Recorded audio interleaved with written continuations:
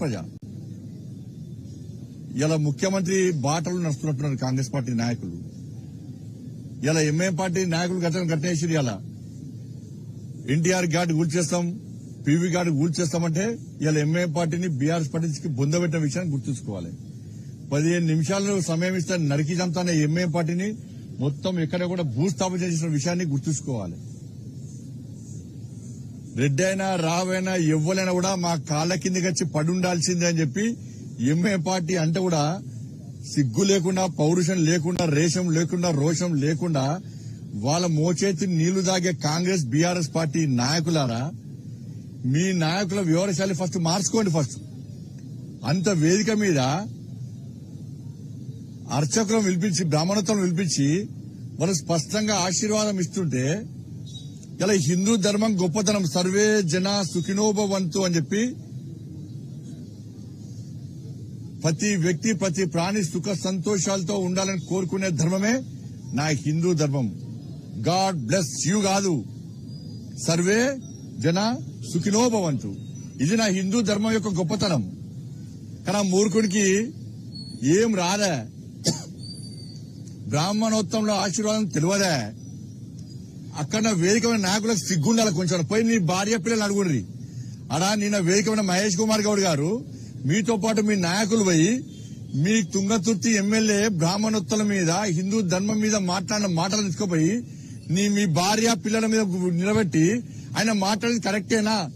ఎంత ఆహ్లాదం పొందిరు వేదికమైన నాయకులు. అబ్బా చప్పలు కొడుతున్నారు, నిజంగా చప్పలు కొడుతున్నారు, కేరింతలు కొడుతున్నారు కాంగ్రెస్ పార్టీ నాయకులు. హిందూ ధర్మాన్ని ఏలన చేస్తే, బ్రాహ్మణోత్తముల యొక్క ఆశీర్వాదాన్ని ఏలన చేస్తే, బూతులు మాట్లాడితే కాంగ్రెస్ పార్టీ వేదికమైన నాయకులు చప్పలు కొడుతున్నారు. ఆనందం, రాక్షస ఆనందం పొందుతున్నారు. హిందూ సమాజం చూడాలి వాళ్ళని, హిందూ సమాజం గుర్తించాలి వాళ్ళ కాంగ్రెస్ పార్టీ యొక్క ద్వంద్వ విధానాలు, కాంగ్రెస్ పార్టీ యొక్క హిందూ వ్యతిరేక విధానాలను ఇలా హిందూ సమాజం గుర్తించాలి. ఎన్ని రోజులకి పడుంటాం? అరే దేవుణ్ణి తిట్టిర్రు, దేవాలయాన్ని కూస్తున్నారు, సమాజాన్ని చీల్చే ప్రయత్నం చేస్తున్నారు, నిర్లక్ష్యం చేస్తున్నారు హిందూ సమాజాన్ని. చివరకు బూతులు తిట్టే స్థాయికి వచ్చిర్రంటే ఇలా తుంగతుర్తి నువ్వు ఎట్లా గెలుస్తావు చూస్తాం ఈసారి ఇండియా. నువ్వేదో అంటున్నావు కదా, నువ్వు ఎస్సీవా బీసీవా? ఫస్ట్ చెప్పు, నువ్వు ఎస్సీవా బీసీవా? దేవుడు ఒక్కడే. నేను అంటున్నా దేవుడు ఒక్కడే. నిజమైన క్రిస్టియన్స్ ఎవ్వరు కూడా ఈ భాష మాట్లాడరు. నిజమైన క్రిస్టియన్స్ మొదటి నుంచి క్రైస్తవంలో ఉన్నటువంటి ఎవ్వరు కూడా ఈ భాష మాట్లాడరు. ఇలా నువ్వేం చేసినావు తుంగతుర్తి ఎమ్మెల్యే? నువ్వు ఈ దేవుని మోసం చేసి ఆ దేవుని దగ్గరికి పోయినావు. నువ్వు నీకు జన్మనిచ్చినటువంటి దేవుణ్ణి మోసం చేసి ఆ దేవుని దగ్గరికి పోయినావు. ఆ దేవుడు ఎప్పుడు శిక్షిస్తాను నేను?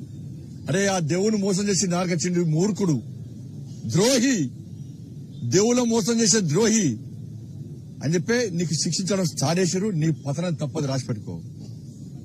నీ క్షమాపణ చెప్పాలని అవసరం హిందూ సమాజానికి అవసరం లేదు. ముఖ్యమంత్రి క్షమాపణ చెప్పాలి ఫస్ట్. ముఖ్యమంత్రి ఏమాత్రం నువ్వు ధర్మాన్ని నమ్ముకుంటే, నువ్వు హిందువు అయితే, ఆ వేదికమైన నాయకులు హిందువులు అయితే మీరు క్షమాపణ చెప్పండి. ఆయన వెంటనే పార్టీని సస్పెండ్ చేస్తారా, ఏం చేస్తారో ఆయన మీద వెంటనే క్రిమినల్ కేసులు పెట్టాల్సిందిగా ఇలా మత విద్వేషాలు రగిలించే ప్రయత్నం తుంగతుర్తి ఎమ్మెల్యే చేసిండు. ఆయన మీద వెంటనే క్రిమినల్ కేసులు పెట్టాలి. ఆయన శాశ్వతంగా ఎన్నికల పోటీ ఇవ్వకుండా ప్రభుత్వం ఏం చేస్తుందో చర్యలు తీసుకోవాలి. తుంగతుర్తిలో నీ పతనం స్టార్ట్ అయింది బిడ్డ, నీ సంగతి చూస్తాం. ఇవాళ నా దేవుళ్ళని ధర్మాన్ని కించపరుస్తావా నువ్వు? హిందూ సమాజం ఏది మా సహనాన్ని, హిందూ సమాజం యొక్క సహనాన్ని పిరికితగా భావిస్తే ఏం చేస్తామో కరీంనగర్లో చూపెట్టినాం, జిఎస్ఎంసీ ఎన్నికలు చూపెట్టినాం, మళ్ళా చూపెట్టబోతున్నాం, మళ్ళా చూపెట్టబోతున్నాం. మళ్ళా ఇది మంచి పద్ధతి కాదు అన్న విషయాన్ని నేను స్పష్టం చేస్తున్నాను. ధన్యవాదాలు.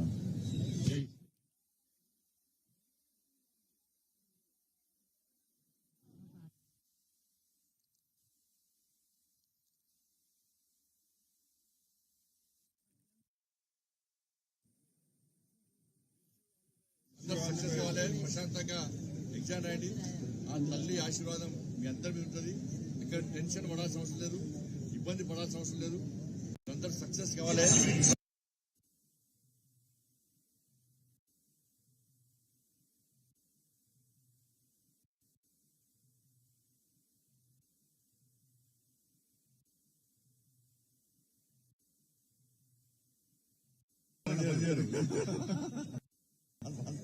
టార్గెట్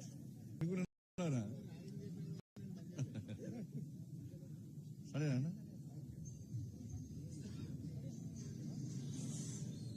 అందరికీ జై శ్రీరామ్.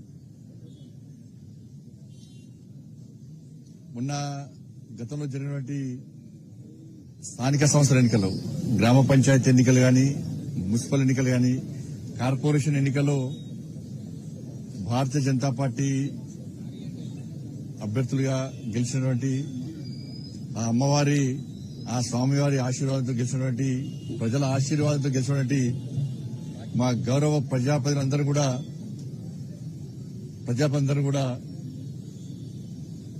కొండగట్టు అంజన్న దర్శనం కోసమని వస్తామని చెప్పి ఆ రోజే మొక్కోవడం జరిగింది.